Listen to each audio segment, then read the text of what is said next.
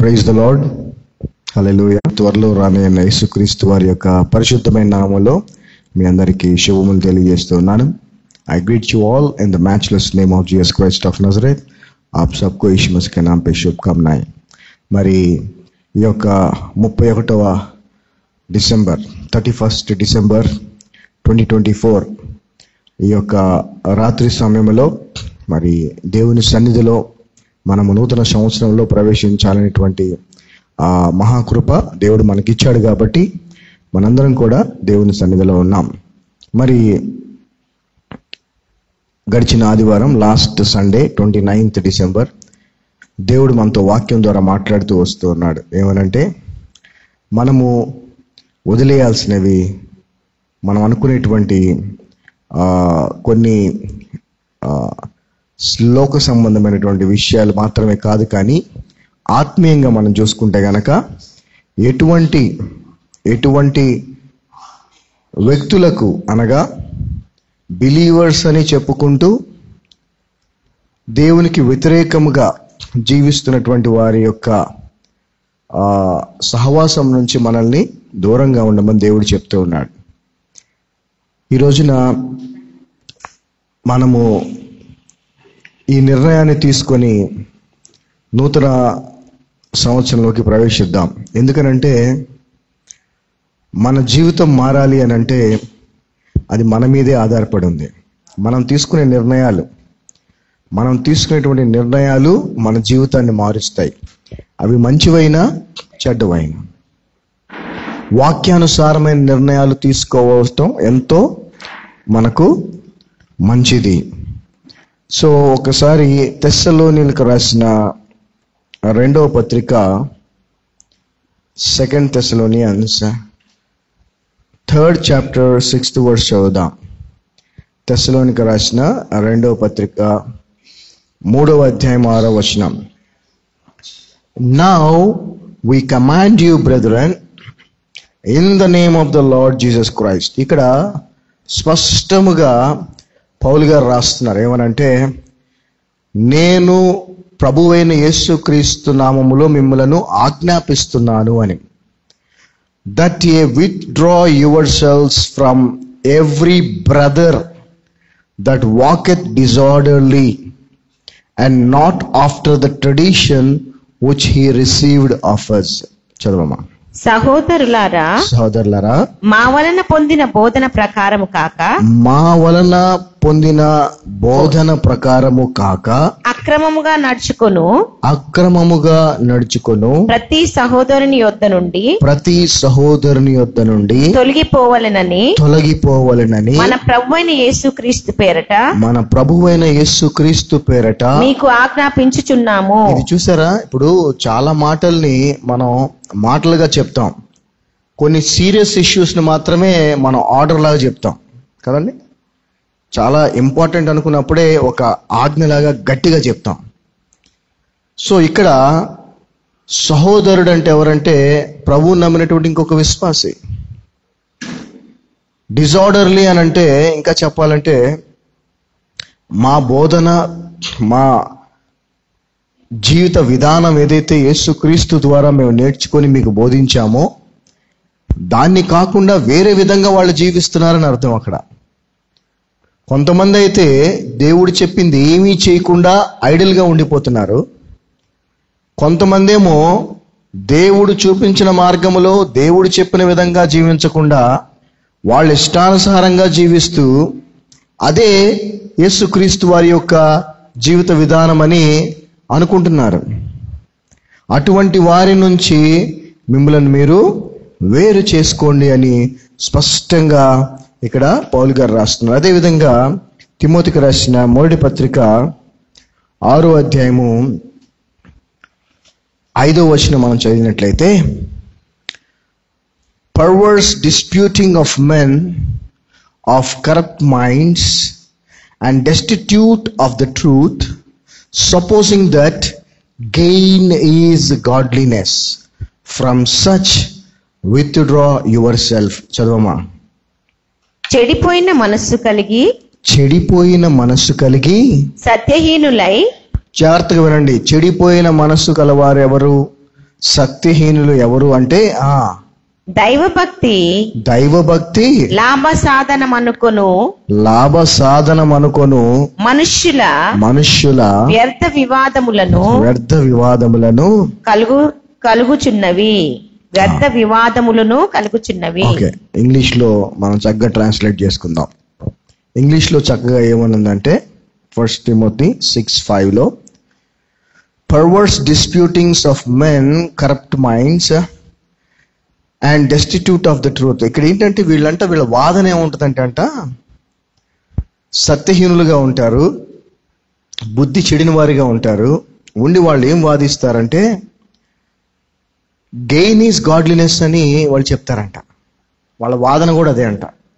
అంటే బాగా సంపాదించుకోవటం, లేదంటే ఆర్థికంగా బాగా డబ్బు సంపాదన ఏదైతే ఉందో అదే దైవభక్తి అంటే ఆశీర్వాదం అని వాదన చేస్తారంట వాళ్ళు. ఈరోజు ఈ వాదన చేసే వాళ్ళే 99% క్రైస్తవ సమాజము, సేవకులు కూడా ఉన్నారు. జాగ్రత్తగా గమనించండి, చాలా స్పష్టంగా వాక్యం చెప్తా ఉంది. అటువంటి వారి నుంచి మనల్ని మనం వేరు చేసుకోవాలని దేవుని వాక్యం సెలవిస్తూ ఉంది. వాళ్ళు వాదించవచ్చు, వాళ్ళతో మనం వాదించలేకపోవచ్చు. ఎందుకనంటే అసలు వాదించడం కూడా అనవసరం. వాదించడం కూడా మన సమయాన్ని వృధా చేసుకోవటమే. బైబిల్ ఎంత స్పష్టంగా ఉందంటే supposing that gain is godliness, వాళ్ళ ఆలోచన విధానము, వాళ్ళ యొక్క బుద్ధిహీనత ఎలా ఉందంటే సత్యానికి వ్యతిరేకంగా ఉండి వారి యొక్క మనసులన్నీ కూడా పాడైపోయి డబ్బు సంపాదించటం, లేదంటే బాగా సంపాదించుకోవటమే, ఈ లోకంలో సంపాదించుకోవటమే దైవభక్తి అనేటువంటి దాని మీద వాళ్ళు వాదనలు చేస్తారంటే అట్లాంటి వాళ్ళ నుంచి మనల్ని మనం దూరం చేసుకోమని దేవుని వాక్యం సెలవిస్తూ ఉంది. Now come back to 2 Timothy 3rd chapter 6th verse. 2వ తిమోతి 3వ అధ్యాయం 6వ వచనానికి వద్దాం. మనం ఇక్కడ చూస్తూ ఉన్నాం, అంత్యకాలములలో భయంకరమైనటువంటి సమయాలు వస్తాయి అని, లాస్ట్ డేస్ లో. అది దేని గురించి చెప్పబడిందో కూడా మొన్న సండే విన్నాం మనం. ఏంటి దేని గురించి చెప్పబడిందంటే వాళ్ళు ఇక్కడ పౌలు గారు భూకంపాల గురించో, సునామీల గురించో, యుద్ధాల గురించో మాట్లాడలేదు. విశ్వాసులుగా ఉండేవారు ఏ విధముగా తప్పుడు మార్గాల్లోకి వెళ్ళిపోతారో, ఏ విధంగా దేవునికి వ్యతిరేకంగా జీవిస్తారో అలాంటి గుణాలని చెప్తూ వచ్చాడు. సో ప్రాముఖ్యమైన ఇంకా కొన్ని గుణాలు మనం ఇప్పుడు చూడబోతున్నాం, చాలా ప్రాముఖ్యమైన విషయాలు. 6-7 వచనాలు. 2 Timothy 3rd chapter 6th and 7th verses. For of this sort are they which creep into houses and lead captive silly women laden with sins, led away with diverse lusts, ever learning and never able to come to the knowledge of the truth. చదవమా. పాపభరితులై నానా విధములైన దురాశల వలన నడిపింపబడి ఎల్లప్పుడును నేర్చుకొనుచున్నను సత్య విషయమైన అనుభవ జ్ఞానము ఎప్పుడునూ పొందలేని అవివేక స్త్రీల యొక్క ఇండ్లలో చొచ్చి వారిని చెరపట్టుకొని పోవువారు వీరిలో చేరినవారు. జాగ్రత్త గమనించండి. ఇక్కడ మనందరికీ తెలుసు, సంఘం ఎక్కడ చూసినా కూడా సంఘములో స్త్రీలు ఎక్కువగా ఉంటారు. ఏమండి? సంఘంలో స్త్రీలు ఎక్కువగా ఉంటారు. అసలు సంఘాన్నే దేవుడు స్త్రీతో పోల్చాడు. అయితే వీరు ఎటువంటి వారంటే స్త్రీలకి, అనగా కొంతమంది స్త్రీలకి అంత అవగాహన ఉండదు, సత్యమును గురించిన అవగాహన. మళ్ళీ 24 గంటలు వాళ్ళు వాక్యం చదువుతుంటామో, ప్రార్థన చేసుకుంటుంటామో, ఏదో ఒకటి చేస్తూనే ఉంటారు పాపం. కానీ సత్యం యొక్క అవగాహన ఉండదు. ఎందుకనంటే సత్యము యొక్క అవగాహన వారికి రావాలి అని అంటే ఖచ్చితంగా క్రీస్తు బోధని విన్నప్పుడే సత్యం యొక్క అవగాహన వస్తుంది.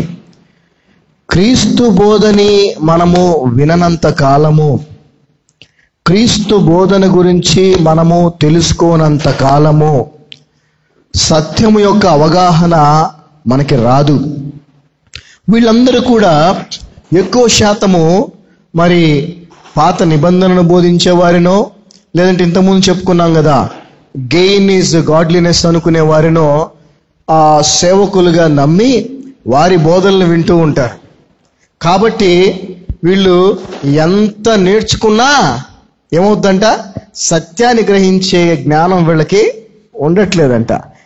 Ever learning but never able to understand the truth.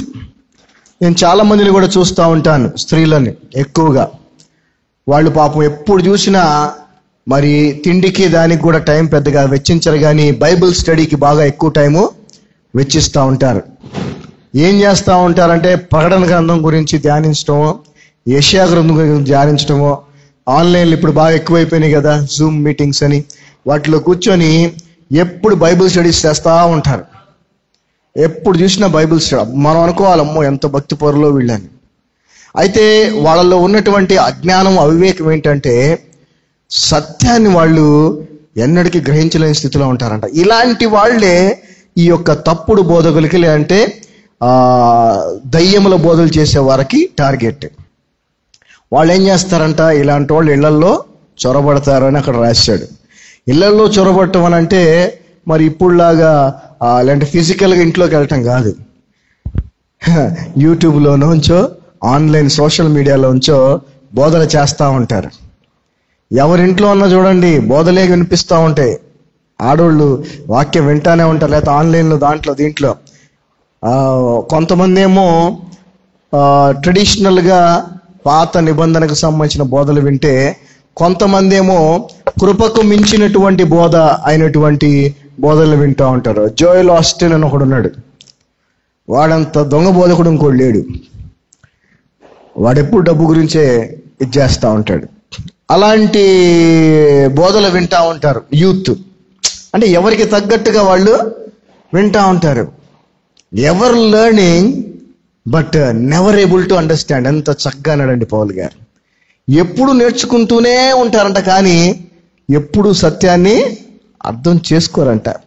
ఇలాంటి స్త్రీలే టార్గెట్. ఇప్పుడు మనం గమనిస్తే నేను కూడా చూస్తున్నాను, ఈ యొక్క 13 సంవత్సరాలుగా అనేక మంది స్త్రీలు ఇటువంటి బోధలకు మరి అట్రాక్ట్ అయిపోతా ఉన్నారు. ఇంకోటి ఏంటంటే ఈ స్త్రీల యొక్క బలహీనత ఏంటంటే వీళ్ళకి సత్యము తెలియదు కాబట్టి వాళ్ళు ఏదైతే కొన్ని పాపాలు ఏవో చేసి ఉంటారో ఆ పాపాలు వాళ్ళ మీదే ఉన్నాయనే ఆలోచనతోనే ఉంటారంట. అది అక్కడ పాయింట్. వీళ్ళని సిల్లీ ఉమెన్ అని చెప్తుంది బైబిల్. సిల్లీ ఉమెన్ అంటే, సిల్లీ అనే పదానికి అర్థం ఏంటంటే లోక జ్ఞానం అంతగా లేదు, ఇంకా చెప్పాలంటే ఫూలిష్నెస్ అంటారు. అంటే జ్ఞానం పెద్దగా, బుద్ధి పెద్దగా లేని వాళ్ళు అన్నమాట. అమాయకంగా ఉండే, ఇంకా అమాయకులు అని చెప్పొచ్చు. వీళ్ళకి సత్యం తెలియదు కాబట్టి, యేసుక్రీస్తు ప్రభువుని నమ్మితే నీ పాపాలు క్షమించబడ్డాయి అనే విషయం తెలియదు కాబట్టి ఈ బోధకుడు వచ్చినప్పుడల్లా వాళ్ళని నువ్వు అది చేసావు, ఇది చేసావు, అది చేసుంటావు, ఇది చేసుంటావు అనగానే వీళ్ళకి కూడా గుర్తొస్తాయి. గుర్తొచ్చి అవునే కదా అయ్యగారు, అవునయ్య గారు మొన్న అక్కడికి వెళ్ళినప్పుడు అండి ఇలా జరిగిందండి, అందుకే నేను దేవుడు ఈ విధంగా మొత్తాడు అంటాడు. సో పాప భారం అనే దాన్ని వాళ్ళు ఎప్పుడు మోస్తూ ఉంటారు. అలాంటి వాళ్ళని వీళ్ళు టార్గెట్ చేసి వాళ్ళ నుంచి లాభాన్ని సంపాదిస్తూ ఉంటారంట. అంతేకాదు చూడండి, ఇక్కడ ఇంకో ప్రాముఖ్యమైన విషయంలోకి మనం వెళ్తా ఉన్నాం. అదేంటంటే జాగ్రత్తగా గమనించండి. 8వ వచనం. ఇప్పటి వరకు పౌలు గారు ఇటువంటి విశ్వాసులు ఎవరైతే ఉన్నారో, విశ్వాసులుగా ఉంటూ దేవునికి విరుద్ధంగా జీవించేవారు ఎవరైతే ఉన్నారో వారి యొక్క గుణగణాలను చెప్తూ వచ్చాడు, వాళ్ళు ఎలాంటి వాళ్ళు అనేది. ఇప్పుడు ఒక ఉదాహరణ మనకిస్తున్నాడు. వాళ్ళని ఇద్దరితో పోలుస్తున్నాడు పౌలు గారు ఇక్కడ. జాగ్రత్తగా గమనించాలి, ఇది జాగ్రత్తగా గమనించాలి. 8వ వచనం, 8th words, 2 Timothy 3rd chapter 8th words. తిమోతికి రాసిన 2వ పత్రిక 3వ అధ్యాయం 8వ వచనం. Now as Jannes and Jambres withstood Moses, so do these also resist truth. Men of corrupt minds reprobate concerning the faith. చదవమ్మా.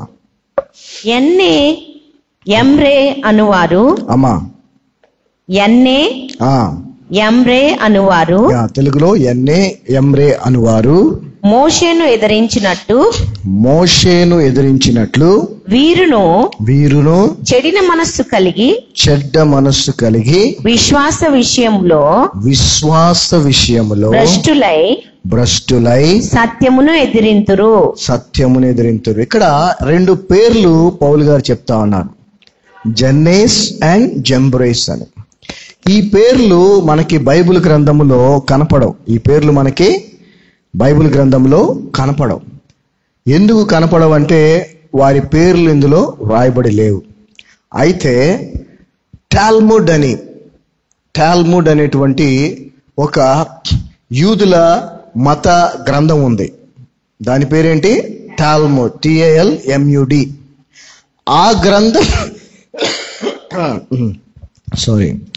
ఆ గ్రంథములో వీళ్ళ గురించి రాయబడింది.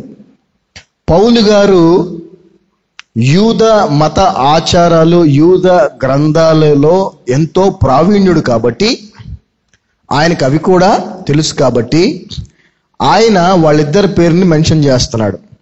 ఏ విధంగా మెన్షన్ చేశాడు? వీరు మోషేకి వ్యతిరేకముగా, సత్యానికి వ్యతిరేకముగా. చూడండి, and these also resist the truth. సత్యాన్ని వీళ్ళు ఖండిస్తారు, సత్యానికి అడ్డుపడతారు. అంతేకాదు, మెన్ ఆఫ్ కరప్ట్ మైండ్స్, వాళ్ళ మనస్సులు, ఆలోచనలు చెడిపోయినవి. రిప్రొబేట్ కన్సర్నింగ్ ద ఫెయిత్, విశ్వాస విషయానికి వస్తే విశ్వాసాన్ని ఏమాత్రం ప్రాధాన్యత ఇవ్వరు. ఈ ఇద్దరు మనకి ఎక్కడ కనిపిస్తారో ఒకసారి చూద్దాం. ఆ టాల్ముడ్ అనేటువంటి యూద మత గ్రంథములో వీళ్ళిద్దరిని గురించి మోషే గారు దేవుడు పంపి ఫరో ముందు అద్భుతములు చేయమని ఒక కర్రని తీసుకొని వెళ్ళమని చెప్పినప్పుడు, ఆయన ఏదైతే కర్రని కింద పడేసినప్పుడు అది పాము అవటం, మరలా తోక పట్టుకొని తీసుకున్నప్పుడు మరలా కర్ర అవటం జరిగిందో, అదే సందర్భములో ఫరో దగ్గర కూడా మాంత్రికులు లేదంటే ఈ మ్యాజిక్ చేసేవాళ్ళు ఉన్నారు అని మనకు రాయబడి ఉంటది. వాళ్ళంట ఇద్దరు. జాగ్రత్త గమనించి ఒకసారి మనం నిర్గమాకాండం 7వ అధ్యాయము, ఎక్సోడస్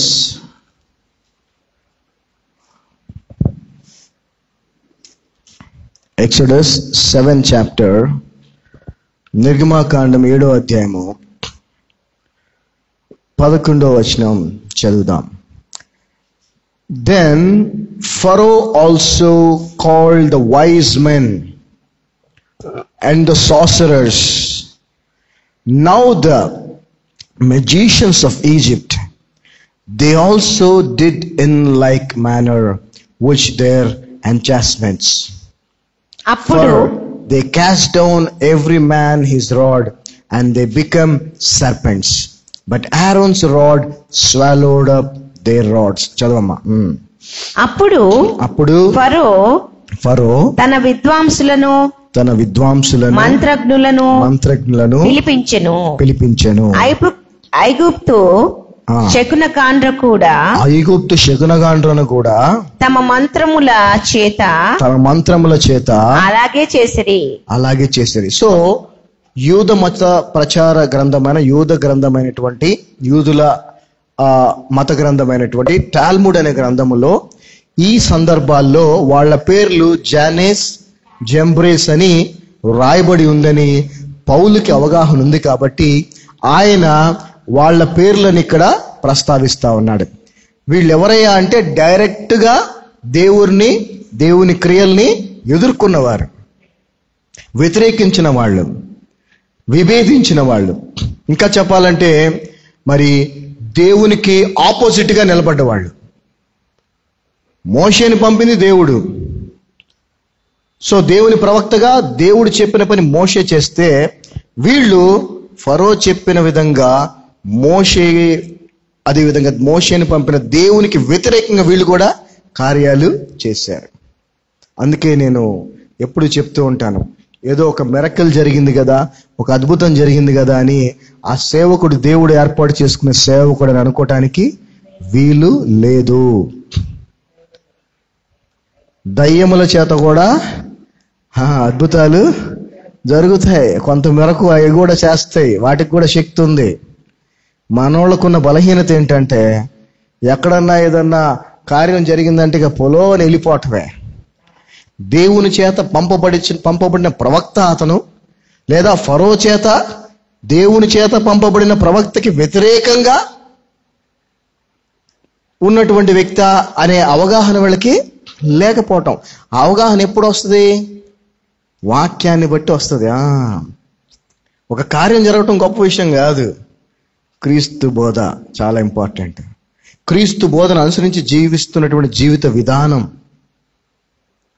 తగ్గింపు, అసలు దేవుని గుణాలు, యేసు ప్రభు యొక్క గుణగణాలు కనబడనటువంటి మనుషులని ఎలాగ క్రైస్తవులు నమ్ముతున్నారో ఎంతో ఆశ్చర్యం అనిపిస్తుంది నాకు. సో అద్భుతాలు అనేవి ఎక్కడా కూడా ప్రామాణికం కాదు, దేవుడు అక్కడ ఉన్నాడంటానికి. గుర్తుపెట్టుకోండి, క్రీస్తు బోధే ప్రామాణికం, అంతే తప్ప వేరే కాదు. అదేవిధంగా 8వ అధ్యాయము 18వ వచనం కూడా మనం చూసినట్లయితే, ఇక్కడ కూడా Exodus 8 chapter 18th verse,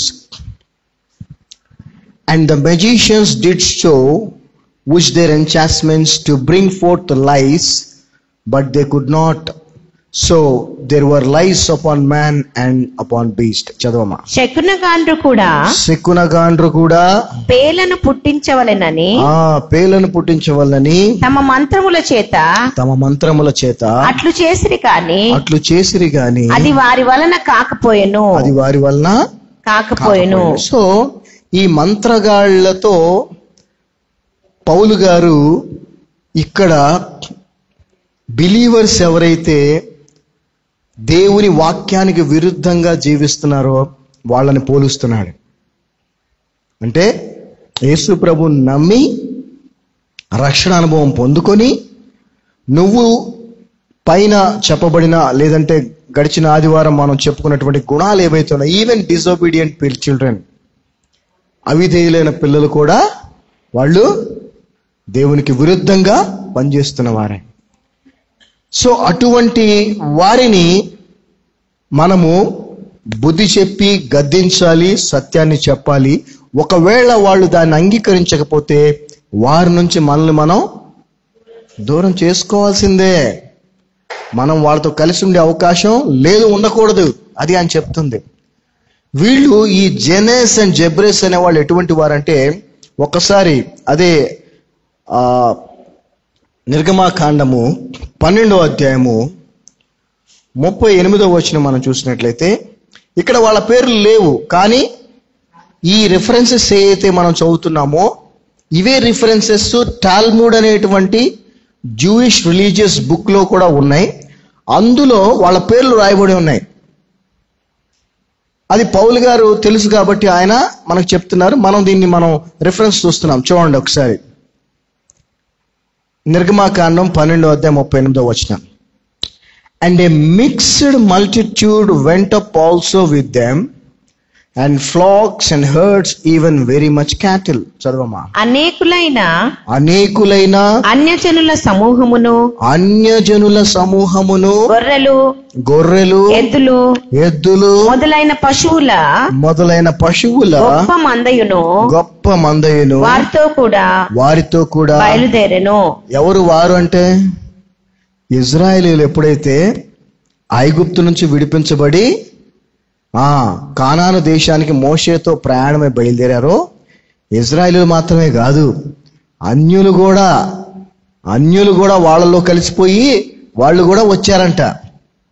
అందులో ఇద్దరు కూడా ఉన్నారు అనేది పౌలు గారి యొక్క ఏమంటారు వాదన కాదు, ఆయనకున్నటువంటి అవగాహన. సో ఈ రోజు కూడా పరలోక రాజ్యానికి చేరుకోవాల్సినటువంటి సంఘం అనేటువంటి ఇజ్రాయేలు సమూహముగా మనం ఉంటే, దేవుని మార్గంలో ప్రభువుని వెంబడించే ప్రయత్నం మనం చేస్తుంటే, మనతో పాటు ఇలాంటి అన్యులు, ఇలాంటి దేవునికి వ్యతిరేకంగా జీవించే వాళ్ళు కూడా కలిసిపోయి మనతో పాటు ప్రయాణం చేస్తున్నారు. అది ఎంత ప్రమాదకరం అంటే ఒక్కసారి చూడండి. నెంబర్స్, సంఖ్యాకాండము 22వ అధ్యాయము జాగ్రత్త గమనించండి. జనేస్, జంబ్రేస్ అనేటువంటి వాళ్ళ ద్వారా ఎంత భయంకరమైన పరిస్థితులకు, అనగా వాళ్ళతో సహవాసము కలిగి ఉండటం వల్ల ఇజ్రాయేల్ పరిస్థితి ఎంత మరి దేవునికి వ్యతిరేకంగా మారిందో కూడా మనం చూడబోతున్నాం. నెంబర్స్ 22, సంఖ్యాకాండము 22వ అధ్యాయము 22వ వచనం మనం చూసినట్లయితే, numbers 22nd chapter 22nd verse. And God's answer was kindled because he went, and the angel of the Lord stood in the way, and an adversary against him. Now he was riding upon his ass, and his 2 servants were with him. చదవమ్మా. అతడు వెళ్ళుచుండగా దేవుని కోపం రగులుకొనెను. ఇక్కడ అతడు ఎవరంటే బాలాము అనేటువంటి మరి అబద్ధ ప్రవక్తగా బాలాముని మనం చూస్తాం. అతడు దేవునికి విరుద్ధంగా, దేవుని మాటకు విరుద్ధంగా ఇజ్రాయేలును శపించాలని ఆ గాడిదనెక్కి వెళ్తా ఉన్నాడు. చదవమ్మా. అతడు వెళ్ళుచుండగా దేవుని కోపము రగులుకొనెను. యెహోవా దూత అతనికి విరోధి అయి త్రోవలో నిల్చెను. అతడు తన గాడిదనెక్కి పోవుచుండగా అతని పనివారిద్దరు అతనితో కూడా ఉండిరి. ఈ మాటను మనం పెద్దగా గమనించాం. అతని పనివారిద్దరు ఆయనతో ఉన్నారనగానే పనివాళ్ళు ఎంతో మంది ఉంటారు అనుకుంటాం, కానీ ఇద్దరు పనివారని ప్రత్యేకంగా ఎందుకు రాశారు అని అంటే దీని గురించే. వీళ్ళే ఆ ఇద్దరు ఎవరండి? జానేస్ అండ్ జాంబ్రేస్. వీళ్ళిద్దరే ఆయనకి పనివారిగా ఉన్నారు. అయితే ఇందులో ఇంకొక మత గ్రంథం కూడా ఉంది. ఆ మత గ్రంథంలో బాలాము కుమారులుగా కూడా వీళ్ళు చెప్పబడ్డారు. అంటే ఒక అబద్ధ ప్రవక్త పుత్రులుగా కూడా వీళ్ళు చెప్పబడ్డారు. సో మనం తెలుసుకోవాల్సిన విషయం ఏంటంటే, యేసు ప్రభువుని నమ్మి ఆయన మార్గములో జీవించే ప్రయత్నం చేస్తున్న మనము ఎన్నటికీ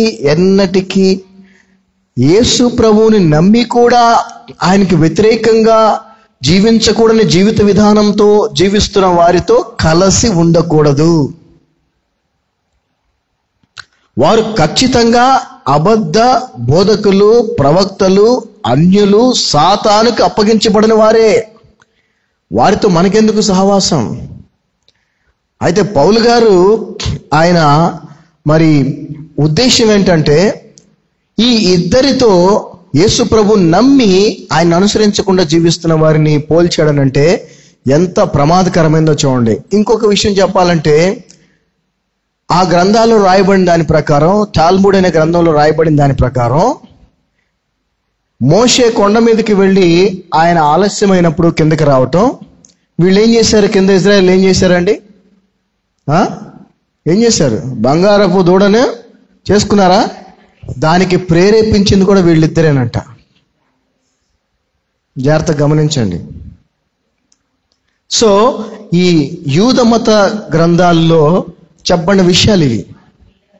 సో ఎంత ప్రమాదకరం అంటే, మనము నులివెచ్చని విశ్వాసులతో, అనగా సాతానికి అప్పగించబడిన విశ్వాసులతో, అనగా క్రీస్తుకు సత్యానికి విరోధంగా జీవితాన్ని జీవిస్తున్న విశ్వాసులతో మనం కలిసి ఉంటే ఎంత ప్రమాదకరం అంటే, ఏదో ఒక రోజున మనల్ని కూడా వాళ్ళు దేవునికి విరోధంగా జీవించే విధంగా, లేదంటే దేవునికి ఇష్టం లేని పనులు మనతో చేయించే అవకాశం ఉంది. అందుకే అటువంటి వారి నుంచి మిమ్మల్ని మీరు వేరుపరచుకోండి. Withdraw yourselves, turn away from such అని పదే పదే పౌలు గారు రాస్తున్నారు. మనకు తెలియదు కదా, యూదా మత గ్రంథంలో ఏం రాస్తుందో మనకు తెలియదు, కానీ పౌలు గారికి తెలుసు. ఎందుకనంటే ఆయన ఎన్నో మతాలు, అప్పుడు ఉన్నటువంటి మత గ్రంథాలు కానీ శాస్త్రాలు కానీ వాటన్నిటిలో కూడా ప్రావీణ్యుడు అతను. సో ఎంతో ప్రావీణ్యుడు ఆయన. సో అటువంటి పౌలు గారు ఇంత స్పష్టంగా చెప్తున్నారంటే దాని అర్థం ఏంటి? లైవ్ ఆగల ఆ కాల్స్ చేసేయండి. సో ఇక్కడ మనం తెలుసుకోవాల్సిన విషయం ఏంటంటే, వీళ్ళెవరైతే మరి యూదా మత గ్రంథాల్లో చెప్పబడినటువంటి దేవునికి విరోధంగా జీవించిన వారు ఎవరైతే ఉన్నారో వారితో పౌలు గారు ఇప్పుడు మన మధ్యలో మనతో పాటు సంఘముగా పిలువబడుతూ సంఘముగా చెప్పుకుంటూ చేయగొని పనులన్నీ చేస్తున్నటువంటి వారిని పోల్చాడు.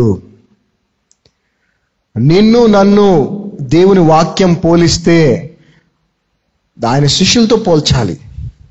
నిన్ను నన్ను దేవుని వాక్యము ఆయన అపోస్తలులతో పోల్చాలి. అంతే తప్ప ఆయనకి విరుద్ధముగా పనిచేసినటువంటి, ఆయనకు వ్యతిరేకంగా జీవించినటువంటి, పాపమునకు ప్రేరేపించేటువంటి ఆ జెనేస్ జెబ్రేస్ అనే వారితో మన పోలిక ఉండకూడదు. సో పౌలు గారి యొక్క ఉద్దేశం మనం అర్థం చేసుకోవాలి. ఇది కేవలం వాళ్ళ పేర్లను మెన్షన్ చేయటం మాత్రమే కాదు, అటువంటి వారితో మీరు సహవాసం చేస్తే అది మీరు కూడా దేవునికి విరుద్ధంగా జీవించిన వారు అవుతారు, సత్యాన్ని వ్యతిరేకించిన వారు అవుతారు. అంతేకాదు మీరందరూ కూడా ఏదో ఒక రోజున ఇజ్రాయెల్లో చేసినట్టుగా మీరు కూడా పాపము చేసే అవకాశము వస్తుంది. మనం మానవులం కాబట్టి మన సహవాసము చాలా జాగ్రత్తగా చూసుకోవాలి.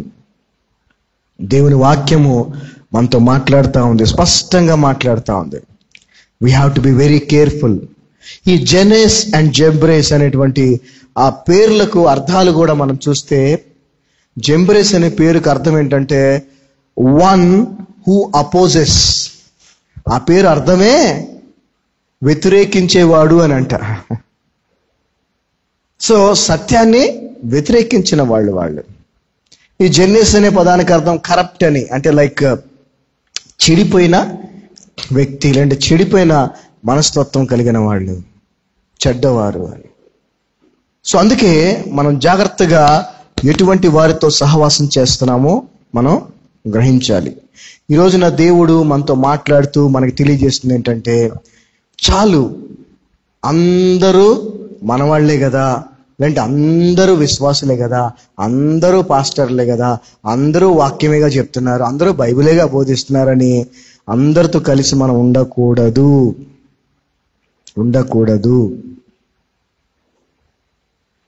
అలా ఉంటే ఖచ్చితముగా అది మన ఆత్మీయ జీవితానికి ఎంతో ప్రమాదకరం.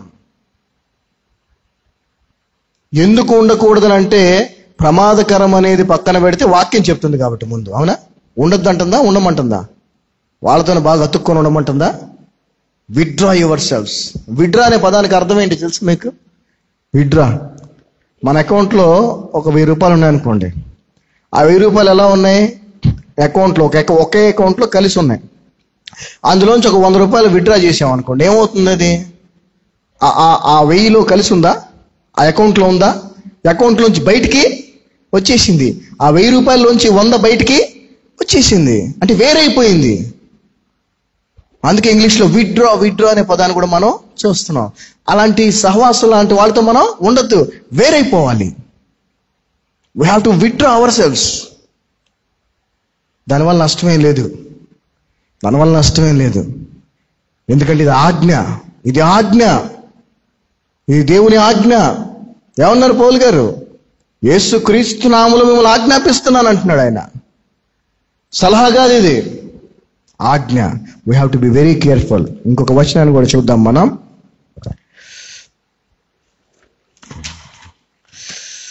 తిమోతికి రాసిన మొదటి పత్రిక 2వ అధ్యాయము 4వ వచనం చూద్దాం. ఇక్కడ who will have all men to be saved and to come unto the knowledge of the truth. చదవమ్మా.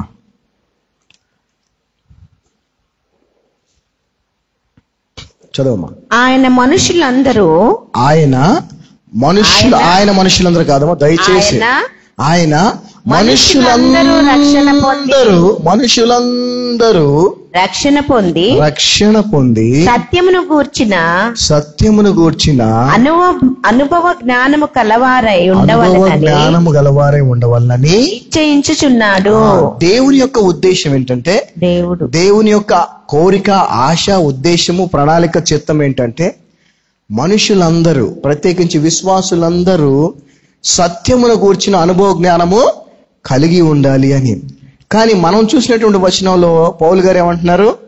వాళ్ళు ఎప్పుడూ నేర్చుకుంటూ ఉన్నప్పటికీ ఎప్పటికీ సత్యమును గురించి అనుభవ జ్ఞానము పొందుకోలేరు. సో అంటే దాని అర్థం ఏంటి? దేవుని ఉద్దేశానికి, దేవుని ప్రణాళికకి, దేవుని చిత్తానికి వ్యతిరేకంగా వాళ్ళు ఉన్నారని అర్థం. దేవుని మహాకృపను బట్టి మనల్ని అయితే దేవుడు ఆ సత్యము యొక్క అనుభవ జ్ఞానాన్ని రోజు రోజుకి, వారం వారంకి, నెలలకి తెలుసుకొని పొందుకునే కృపను దేవుడు మనకి ఇస్తున్నాడు. We are so blessed that God is giving us the knowledge of the truth so that we can be enlightened and we can be light to the other people, enlighten others also. మనల్ని మనం వెలిగించబడుతూ ఇతరులను కూడా వెలిగించే విధంగా దేవుడు మనల్ని దీవిస్తూ ఉన్నాడు. హల్లెలూయా. సో ఈ రోజున మనము ఒక నిర్ణయాన్ని ఖచ్చితంగా తీసుకోవాలి. అదేంటంటే, ఎట్టి పరిస్థితుల్లో కూడా దేవుడు వాక్యము ద్వారా మనకు ఆజ్ఞాపించినటువంటి విశ్వాసులుగా నటిస్తూ లేకపోతే విశ్వాసులుగా ఉంటూ చేయకూడని పనులు అయితే చేస్తున్నారో వాళ్ళు దేవునికి వ్యతిరేకులు, దేవునికి విరుద్ధంగా పనిచేస్తున్నారు, జీవిస్తున్నారు, సత్యాన్ని వ్యతిరేకించేవారు.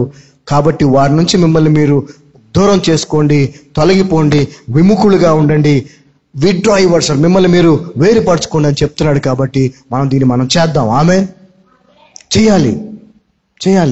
You will see lot of difference. ఎక్కువ శాతము నాకు సమయము దేవునితో, కుటుంబముతో, శాంతి సమాధానంతో జీవించే కృపను దేవుడు నాకు ఇస్తా ఉన్నాడు రోజు రోజుకి. బికాస్ ఎందుకనంటే అటువంటి వారి నుంచి నన్ను నేను వేరుపరుచుకునేలాగా ఆయనే వేరు చేస్తున్నాడు ఆయనే. I'm so happy that I am withdrawn from such kind of people.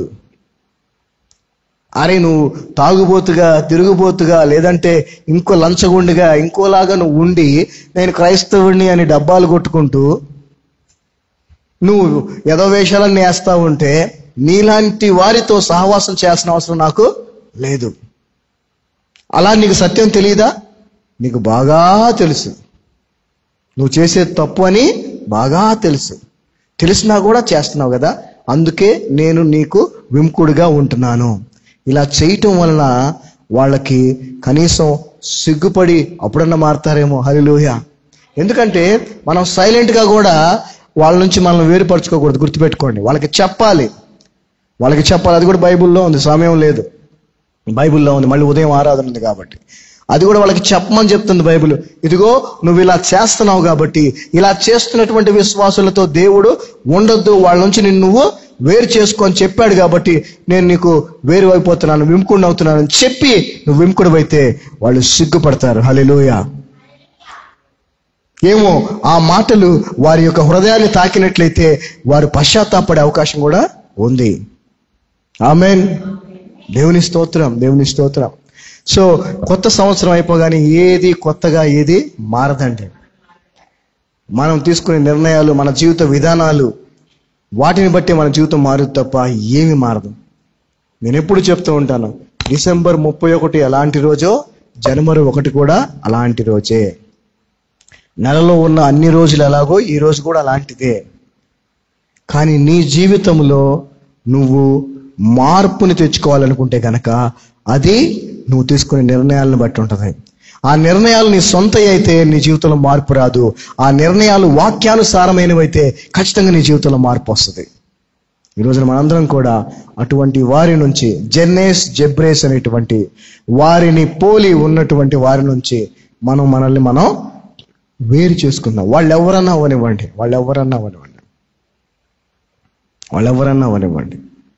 వాళ్ళు మన పిల్లలు అవ్వచ్చు, మన చుట్టాలు అవ్వచ్చు, మన బంధువులు, మన స్నేహితులు, ఎవరన్నా అవ్వచ్చు. మనం వాళ్ళకి చెప్పాలి మీరు చేసే తప్పని.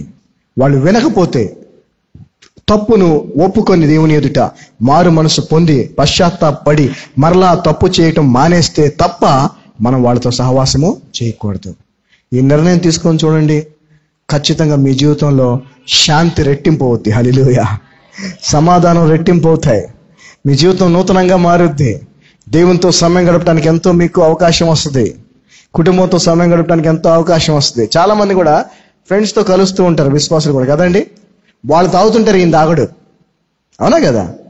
వాళ్ళు తాగుతుంటారు, ఈయన తాగడు. కాకపోతే ఫ్రెండ్స్ కదా అని వీళ్ళు కూర్చుంటాడు, ఈయన తాగడు. నేను కూడా ఒకప్పుడు అలాగే స్టార్టింగ్లో వాళ్ళకి చెప్పొచ్చు కదా, అవకాశం కదా అని చెప్పి వెళ్ళేవాడిని. అయితే వాళ్ళు 1-2 సార్లు చూసి ఆ తర్వాత నన్ను పిలవటం, నాకు చెప్పడం మానేశారు. వీడు వచ్చిన దగ్గర నుంచి తాగొద్దని చెప్తుంటాడు, దేవుడి గురించి మాట్లాడుతుంటాడు. అప్పుడు ఏమైంది, ఆ టైం నాకు సేవ్ అయిపోయింది. 1 గంట 2 గంటలు ఉంటుంది కనీసం. ఆ 2 గంటలు చక్కగా కుటుంబంతో శాంతి సమాధానంతో జీవించగలుగుతున్నాను. ఆ 2 గంటలు ప్రభు చిత్తములో కొంత దేవుని వాక్యంతో కూడా గడపడానికి కృపణిస్తున్నాడు. So when we withdraw from such people, we will have a quality blessed time that we can spend with God and with our loved family. ఎప్పుడైతే మనం వీళ్ళ నుంచి వేరుపరుచుకుంటామో ఖచ్చితంగా మనకు మంచి ఆశీర్వదించబడిన సమయం దేవునితో మరియు మన ప్రియమైన కుటుంబంతో గడపటానికి మనకి దొరుకుతుంది. ఆమేన్. సో ఈరోజు ఆ నిర్ణయం తీసుకుందాం మనం. హల్లెలూయా. అందరం లేచి నిలబడినట్లయితే చిన్న ప్రార్థన చేసుకుని వాక్యాన్ని దేవుడు మన జీవితంలో నెరవేర్చేలాగా. ఈ నిర్ణయాలు చాలా కఠినంగా ఉండాలండి, చాలా కఠినంగా ఉండాలి. ఎందుకంటే ఇవి ఆజ్ఞలతో కూడినటువంటి నిర్ణయాలు. ఇవేదో జోక్గా మనం తీసుకునే కాదు. సో అందరూ కళ్ళు మూసుకున్నట్లయితే ప్రార్థన చేసుకుందాం. తండ్రి, మీ యొక్క అపారమైన కృపను బట్టి వందనాలు. ఈ రాత్రి సమయంలో మీ యొక్క అపారమైన కృప చేత మీ ప్రణాళిక చొప్పున మమ్ములను మీ సన్నిధిలో ఉంచారు. గత 13 సంవత్సరాలుగా ప్రతి నూతన సంవత్సరంలో నీ యొక్క వాక్యాన్ని ధ్యానిస్తూ వింటూ నీతో కలిసే నూతన సంవత్సరం ప్రవేశిస్తూ వచ్చాం. ఈరోజు ప్రత్యేకంగా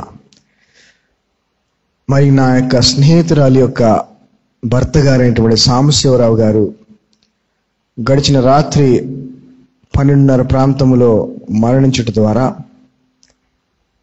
ఆ విషయం మాకు తెలిసి ఉదయం మేము బయలుదేరి గుంటూరుకు వెళ్ళి సమయానికి రాగలుగుతామో లేదో అనేటువంటి ఆలోచన ఉన్నప్పటికీ ప్రభు ఉన్నాడు, ప్రభు మాకు సహాయం చేస్తాడని నమ్మకంతో విశ్వాసంతో వెళ్ళాము. అక్కడ ఆ యొక్క శరీరాన్ని విత్తేటువంటి కార్యక్రమం అంతట్లో కూడా మేము ఉండగలిగాం.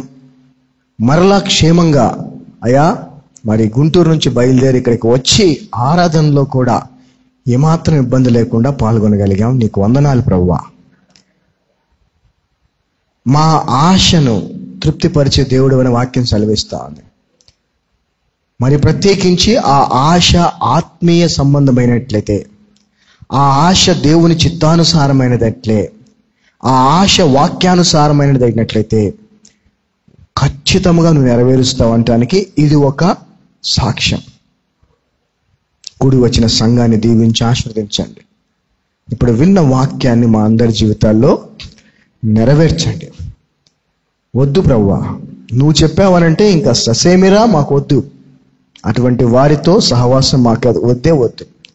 ఈ నిర్ణయం తీసుకోవడం ద్వారా మేము ఇంకా నీకు దగ్గర అవటానికి, ఇంకా నీ స్వరూపంలోకి మార్చబడటానికి మాకెంతో అవకాశం దొరుకుతుంది. కాబట్టి ఈ ఆజ్ఞను మేము ఈ క్రొత్త సంవత్సరంలో ఖచ్చితంగా పాటించి నీ స్వరూపంలోకి మార్చబడి ఇంకా అనేక మందికి ఆత్మీయ ఆశీర్వాదముగా నీకు మహిమార్థమై జీవించే కృపను మా అందరికీ దయచేయమని, మరి సాంబశివరావు గారు విడిచిపెట్టి వెళ్ళినటువంటి తనూజ కుటుంబాన్ని మీ చేతులకు అప్పగిస్తున్నాం.